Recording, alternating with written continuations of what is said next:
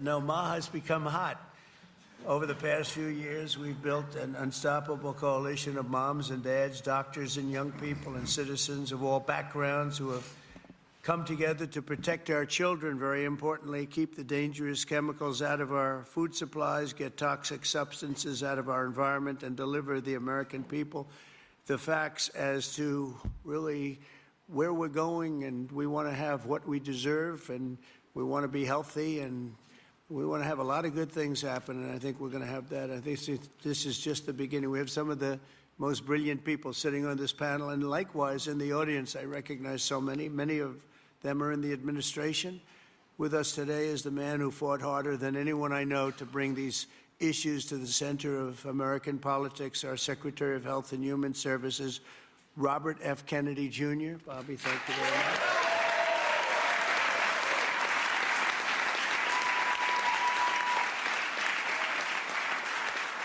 And we're also joined by Secretaries Brooke Rollins, Scott Turner, Linda McMahon, Doug Collins, Doug Burgum, Lori Chavez DeRemer. You're doing a very good job, Lori. You know, considering she's a Democrat. You know,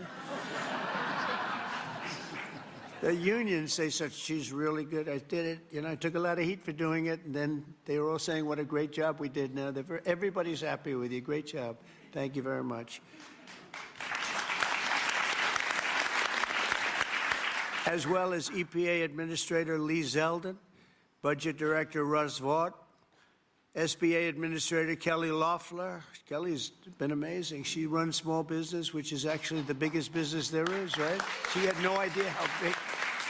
She's doing great. FDA Commissioner Dr. Marty McCary. Thank you, Marty. NIH Director Dr. Jay Bhattacharya. Thank you very much, Jay. Thank you. And let's see, who do we have here? CMS Administrator Dr. Mehmet Oz, a tremendous guy, actually. Thank you very much, Mehmet. A friend of mine, a really great senator, Roger Marshall. Roger, thank you. Governors Mike Braun, Jim Pilon, Patrick Morrissey, Representatives Vern Buchanan, former Speaker of the House, Newt Gingrich. Newt, a very quiet man, very silent man. Nice to see you, Newt. 4 months ago, I created the Presidential Commission to Make America Healthy Again, and today the commission officially delivers its first report on childhood health. Here are just some of the alarming findings, and they really are alarming. It's unbelievable, terrible. More than 40% of American children now have at least one chronic health condition. Since the 1970s, rates of childhood cancer have soared in many cases by nearly 50%, 50%. Well, in the 1960s, less than 5% of the children were obese. Now over 20% are obese.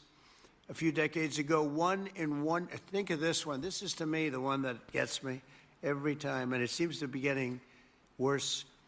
Just a few decades ago, 1 in 10,000 children had autism. Today, it's 1 in 31.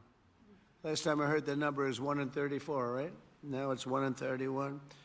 There's something wrong, and we will not stop until we defeat the chronic disease epidemic in America. We're going to get it done.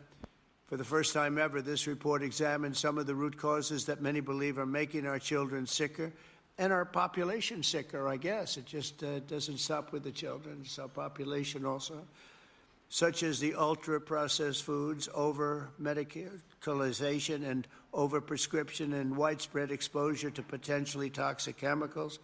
Unlike other administrations, we will not be silenced or intimidated by the corporate lobbyists or special interests. And I want this group to do what they have to do. We have to spell it out. In some cases, it won't be nice or it won't be pretty, but we have to do it. When you hear 10,000, it was 1 in 10,000, and now it's 1 in 31 for autism. I think that's just a terrible thing. It has to be something on the outside. It has to be artificially induced. It has to be. And we'll not allow our public health system to be captured by the very industries it's supposed to oversee. So we're demanding the answers. The public is demanding the answers, and that's why we're here. Already we're phasing out 8 of the most common artificial food dyes.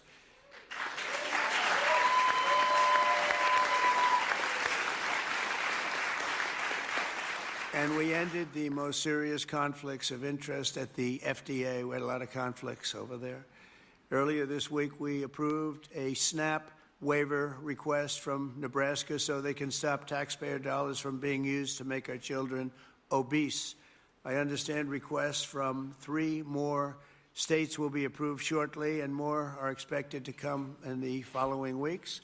Over the next 80 days, the Commission will build on its work in this report to develop a roadmap to bold and transformative public health reforms for our consideration. It's a consideration, and we'll lay out the facts.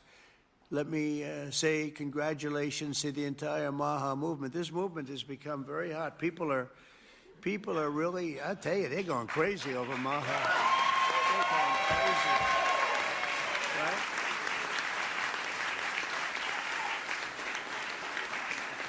And I look forward to continuing the historic progress. And I will say this whole group, this whole table, they're very, you know, I use a word that's, because it's a beautiful word, actually. The Democrats took it and they used it instead of the word liberal. They used the word progressive. And normally I'd say you're very progressive, meaning you're far, they're not progressive. You are progressive. They shouldn't be allowed to use that word. And and so therefore I'm not going to use it to describe you, but you are far forward thinkers. You're amazing thinkers, and we appreciate having you. It's this tremendous talent around this table, the most respected people anywhere in the world, actually. And you know, I've been a fan of Bobby for years. He came up to see me 13, 14, 15 years ago, I remember, and he left. And I made a couple of the statements that he made because I agreed with the same thing, and we both went through hell. Do you remember that? It was a massive, but you know what? We turned out to be right. It was sort of interesting. But I've been a friend of Bobby, and he's been a foe, too. You know, he's tried to stop a couple of my jobs. In one case, he did stop a job, and I was really angry. And then about 4 months later, we went into like a depression. And I saved a hell of a lot of money by the fact that you stopped it. You're welcome. So I never minded. I always said, thank you very much for stopping that big job I was going to do. But he's a fantastic guy, and Bobby, we're with you all the way. And your beautiful wife is right sitting in the front row, and she's always been right there with you. And, you know, it was very interesting. When Bobby came, I really wanted Bobby to join, and he was doing very well as a candidate, really well. He was being treated very unfairly by the other side, but he was doing so well that they treated you unfairly. They had no choice. I think they said, in order to qualify, Newt, you had to have 80% of the vote. Okay, do you remember that deal? You had to have 80% of the vote in order to qualify to run against Joe Biden. And Bobby thought that was a little unfair, and that was about it. And he came on board, and we got very lucky. But you really helped, and I want to thank you very much. Really, we're with you all the way. Thank you very much. So Bobby, if you'd say, give him your thoughts, please. Well, thank you very much, Mr. President. And I do want to say something, because I get a lot of credit for steering this administration toward the MAHA movement. But I joined the campaign in August. I joined President Trump in August and became, you know, went from independent to his campaign. But it was in June that he made a speech specifically on this issue. It was a MAHA speech before MAHA existed. And that, I took note of that speech at the time and thought there's a potential here for a common ground.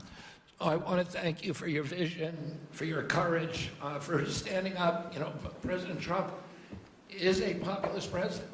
He's a president, he's blamed for giving money to billionaires and all this stuff. We hear about that all the time. But he is on the side of the middle class, the working class, the poor in this country. People.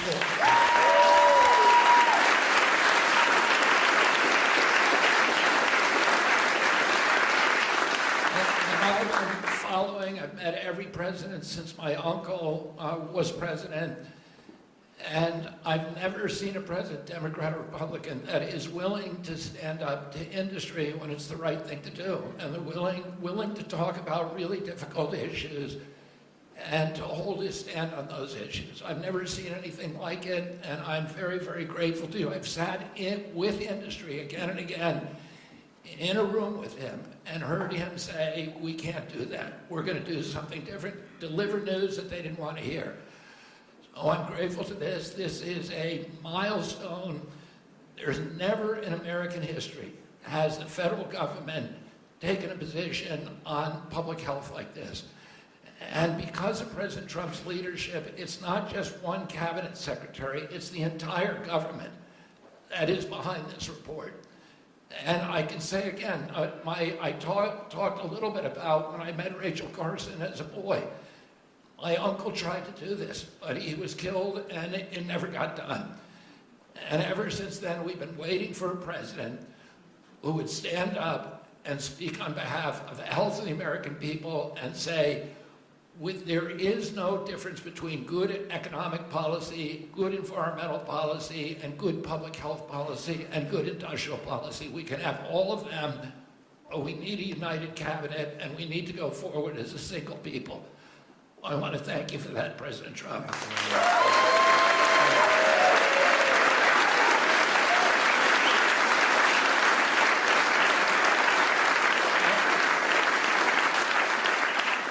At its core, this report is a call to action for common sense.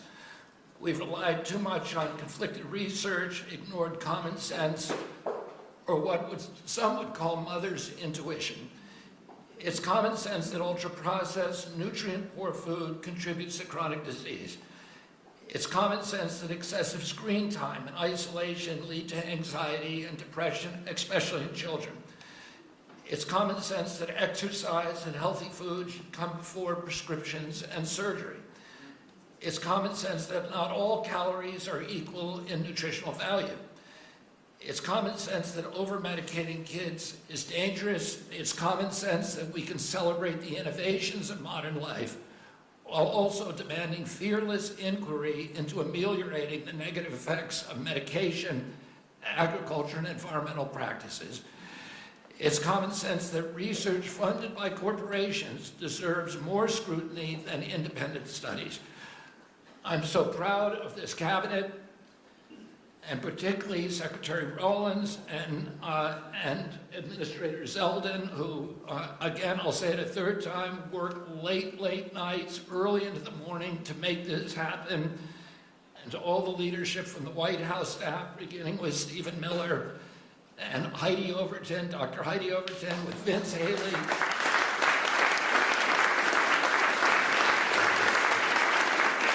Their leadership and their steady hand in getting us to the goal line we could not have done it without them. They helped us grapple with weighty issues and committed this administration to solving large, complex challenges like children's health. We're joined here by senators, advocates, governors who I have worked with, and CEOs who I know who are all ready to begin carrying out this mission. This is the beginning of a conversation, a national conversation that we are going to have with maturity, with nuance, for the first time in history, thanks to your leadership, President Trump.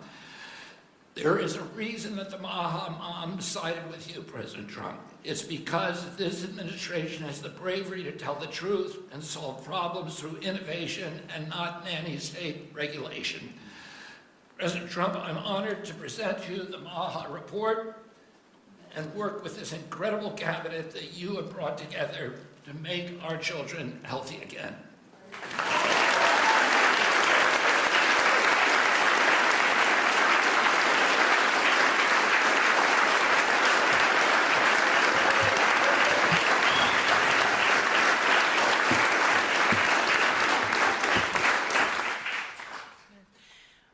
Three things. First, on behalf of an extremely grateful nation and on behalf of a lot of extremely grateful Maha moms who are out there, Secretary Kennedy and Mr. President, thank you. I see a Maha mom and grandma and our amazing chief of staff right there, Susie Wiles. I see a Maha mom and Caroline Levitt all across our cabinet. Sir, my oldest son, Luke, is here. Stand up, Luke. I am a Maha mom of 4. And this hits particularly close to home for every single one of us in this room. That's the first thing. The second thing is that you mentioned, sir, in your remarks that we are on track to sign multiples of SNAP waivers to get junk food and sugary drinks out of our food stamp system. And I am so proud. I'm so proud to announce that on Monday I was in Nebraska with Governor Pillen where we signed the first one. An hour ago I signed the second one for Governor Braun in Indiana. He may not even know that. I've got it right here, sir. I also signed the third one, Governor Kim Reynolds of Iowa, about an hour ago.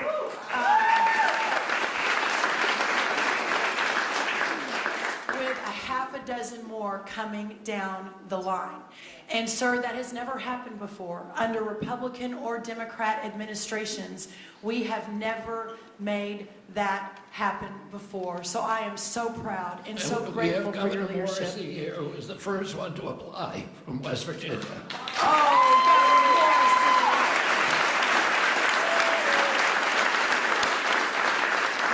Governor Morrissey. We will make sure you're at the top of the pile, sir. I apologize. Governor Sanders has been a leader. Governor Polis from Colorado. It has been remarkable how these governors have stood up. That's the second thing. The third and final thing, sir, is we all know that at the center of making America healthy again is making American agriculture great again. Without American agriculture at the center of this discussion, we have the most robust, the safest, the best agriculture system in the world.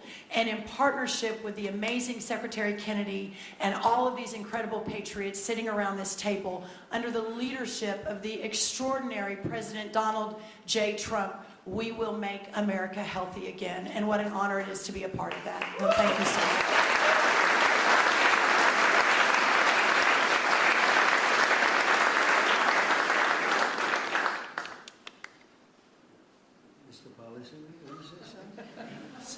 Big policy man here. So much has already been said, but in your remarks, Mr. President, you made clear. This is Vince Haley, by the way. In your remarks and in the report, it's very clear that there are no sacred cows when it comes to our children's health. We are showing the courage to turn over every stone to figure out, to investigate what is behind the chronic childhood disease crisis, and that's what this report represents, sir. Thank you, Vince.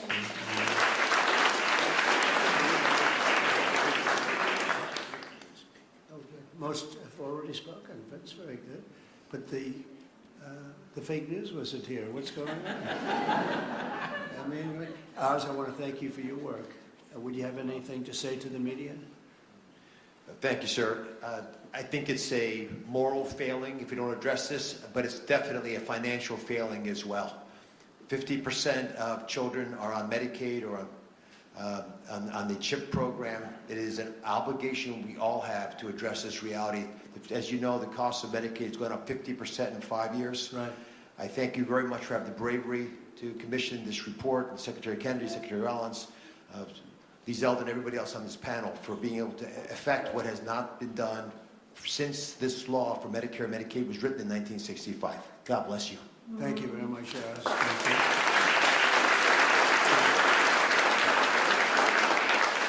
A man is just so highly respected, Dr. Marty McCary. Would you say a couple of words, please? Thank you, Mr. President. The United States is the best in the world when it comes to proton beam therapy, CAR T, sophisticated operations. But when it comes to the health of the population, it's been a 50-year failure. And we have got to change course, and it's not until you have had the courage to let us take on these giant issues, as Vince Haley said, without any sacred cows, that we've been able to change. And I think this will transform our healthcare system from a reactionary system where doctors are playing whack-a-mole to a proactive system. So thank you, Mr. President. Thank you very much. Thank you very much. Highly respected man, please say a few words. Thank you. Thank you, Mr. President. I said earlier already that it's shocking to me that what this report says, which is that our kids will live less long, less healthy, more unhappy lives than we will as parents. We can't have that. I'm so proud to be part of this moment because that doesn't have to be the future. We can change things by doing excellent gold standard science, understanding the root causes of all these problems, reversing it.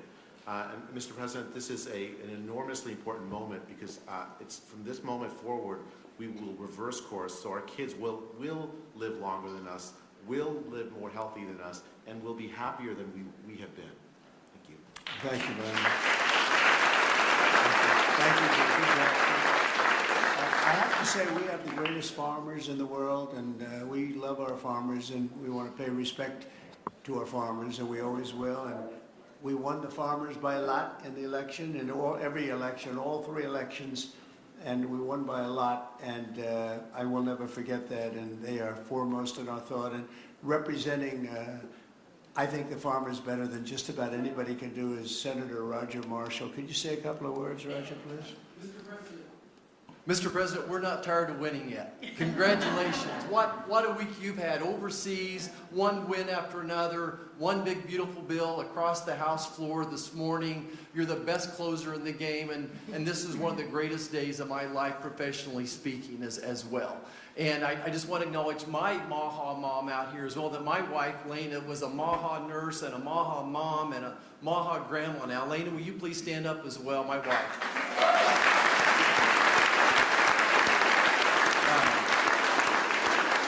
Mr. President, as you know, I spent 25 years delivering babies most every day. We saw a huge epidemic of diabetes, of pregnancy, and this has exploded in so many different directions now. We have an epidemic in mental health in our youth, obesity rates 20-30%, 20% of our children on a prescription drug, 60-70% of adults on a prescription drug. We can do better than this. And it does start with the farmer. It starts with soil health. And I just want you to know that our farmers are so committed to this as well. And so many of them are already doing great things. They're making the soil healthier. They're using less pesticides. They're doing all the right things. It's going to take a little bit more effort and time to get everybody with those practices. But the American farmer and rancher were the original environmentalists, the original conservationists, and they'll be right here working beside us, and we appreciate your support of them as well. Thank you, Roger. Good.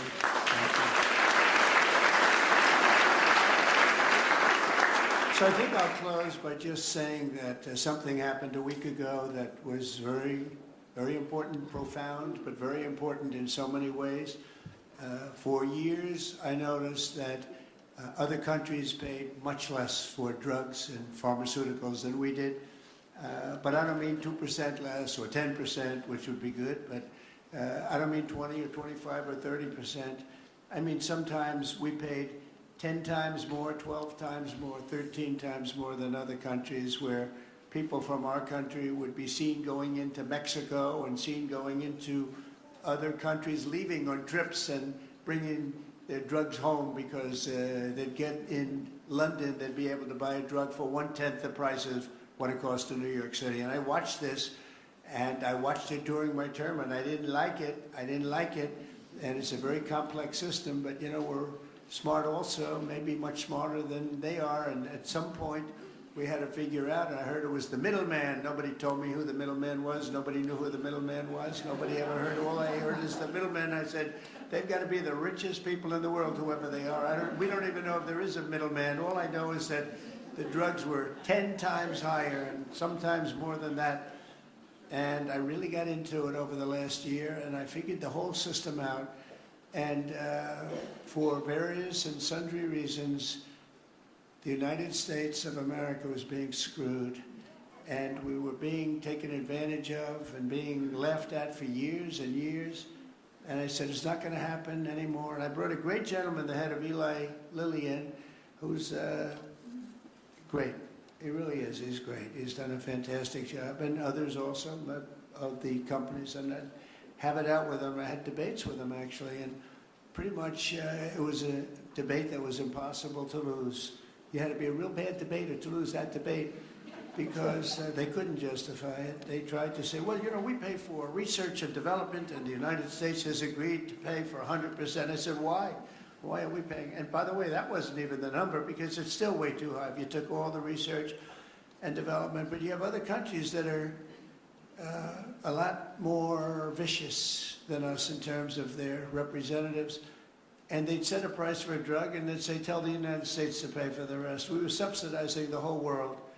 And I said, we're not going to do that anymore. We've been a laughing stock for so many years. The last 4 years, we've been a laughing stock. I said it. We're a laughing stock, and now we're the most respected, and we're the hottest country in the world. We're going to remain that way. We're going to do that with drug costs, too.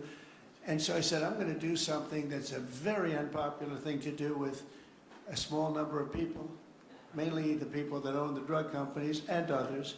And I'm not even blaming them. They were able to get away with it, but it was really other nations that took advantage of us because the drug companies were under their thumb.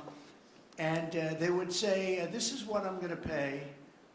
And the European Union was right at the top of the list. Let me tell you, we're going to pay $20 for this, and we're not going to pay any more. And America would pay $240 for the same thing that they're paying $20. They said, tell America to pay for the rest. So for years, they went along aimlessly, and they did it. And I started making changes, and I'll never forget the end of my first term, which was very successful. We had the best stock market ever. We had the best economy ever of any president. We went up 88% in the stock market, as an example, and I think 116% in one of the other indices. And we had, we're doing well, but this whole thing with the drug costs always bothered me. And I started really studying it, and it's very complicated stuff. And I said, you know what? We are paying so much more. And I demanded favored nations. We're the biggest buyer, we're the best buyer, we're the most solid buyer, we're the one that paid for all of the research and development. And I said, we're going to do something that's earth-shattering. So at the end of my first term, I was so proud, because it's the first time in 28 years that any president reduced drug prices during the course of 4 years. And you know what the number was? 1/4 of 1%. But it was down. 1/4, think of it, 1/4 of 1%. Very little. Essentially, they remained the same. But I wanted to get it down, and I was so proud. I thought I was the greatest guy in the world. I took it down 1/4%. And I had news conferences. I was bragging. I'm the only one that did it 28 years. And then I said, that's not very much, because we were still paying so much more. And I decided I've got to break the system. And it's the most powerful lobby in the world, the drug company. The most powerful they are, the most powerful. And I'm not saying bad, good, I'm not saying anything, but they have tremendous power over the Senate, over the House, over the governors, over everybody. And they spend more money, billions and billions of dollars. And I said, I don't care. I have to do what's right. And I declared a favored nations, most favored nations, where the United States from now on is going to pay the exact same price as the lowest price anywhere in the world. In other words, if you take...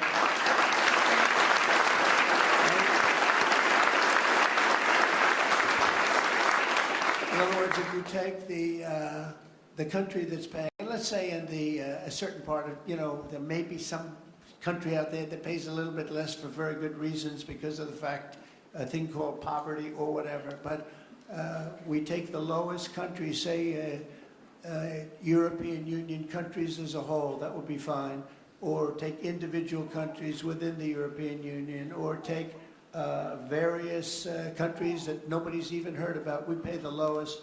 And what that's going to mean, and I'd like to put somebody to police it, because it should start immediately. It shouldn't start in 2 years, 3 years, 5 years. They'll say, yes, it kicks in. They always say kicks in, Marty. It kicks in, sir, in 4 years, and then 4 years they get it changed. It should mean, so remember I told you I was happy with 1/4 of 1%. It could mean anywhere from 70% to 89% reduction in drugs and pharmaceuticals. That's right? And I've actually had some congressmen call me and they say, sir, look, could we talk about this? I said, no. They wanted to talk because there's tremendous power against them. And I understand that, and every one of them was covered.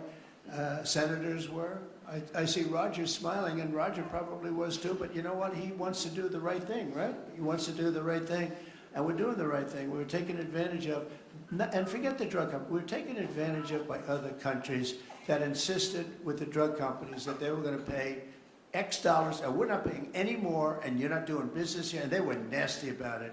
These people are almost sort of afraid of them, and we are going to now get a reduction in drug costs of up to 89% in some cases, but 50% would be a bad number.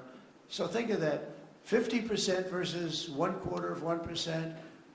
Think of that, 85, 89, 91, 72%. It's going to be massive numbers. It's going to be incredible for Medicaid, incredible for all forms of health care. Medicare is going to be, it's going to have a huge impact, so big that nobody can calculate it. I mean, this thing could drop by 25, 30%. The drugs are a very big part of it, right? So very big part. So it'll affect everything. It'll affect your whole life. The amount of money you're going to be saving is going to be incalculable. Nobody can believe I had the courage to do it. I don't think it's courage. I think it would have been courage not to do it. I tell you what, not to do it would have taken far more courage, because I was tired of it. And I was listening to these guys, and they are, you know, they make a lot of money every year, millions and millions of dollars a year. And I agree, because at the beginning, because of the complexity, you'd walk out of a room, you'd hear them talking, and, you know, they almost convince you that it's a great system, it's a wonderful system, even though we were paying 10 times more. That's why they make $30 million a year, because they were good, but not any longer.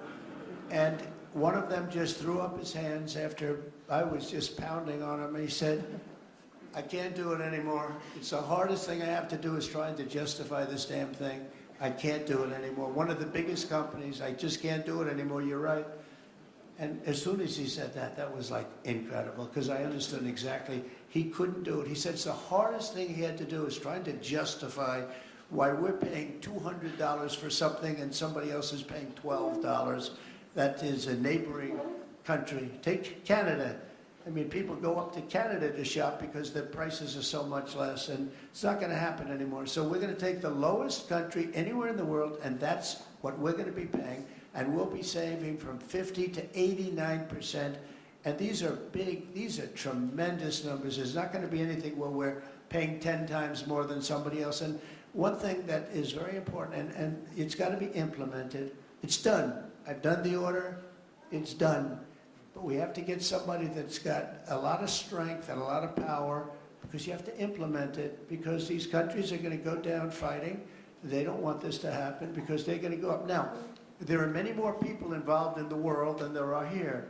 So they'll go up a little bit, maybe 15, 20%, and we're going to go down 60, 70, or 80%.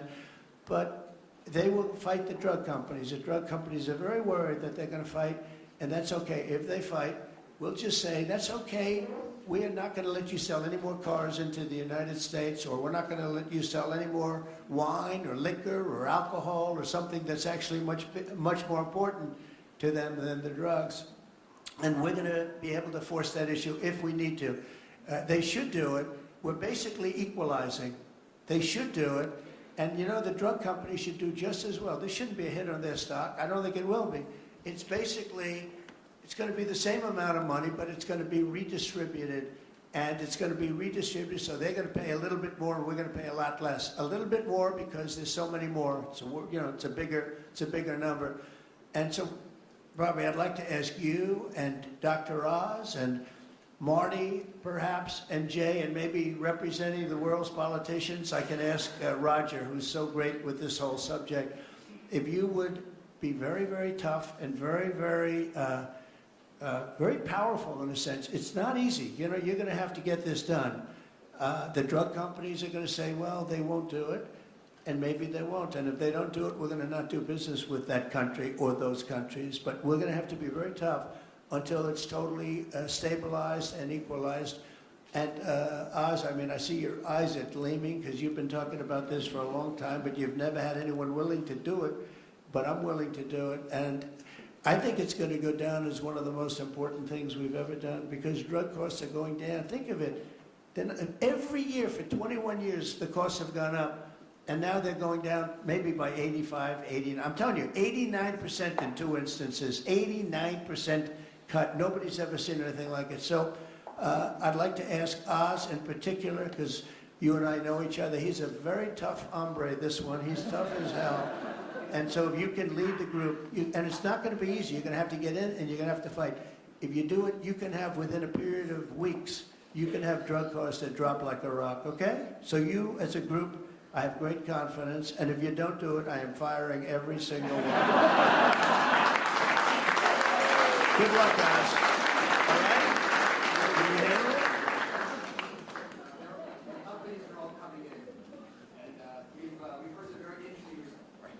The companies are all coming in. We've had some very promising interactions. So, Okay, good. and Well, give me a you're little gonna time to be a the tough ones. hombre. You'll do a great job. I have no doubt about it. Thank you very much. Any help, I will be there to help you, okay?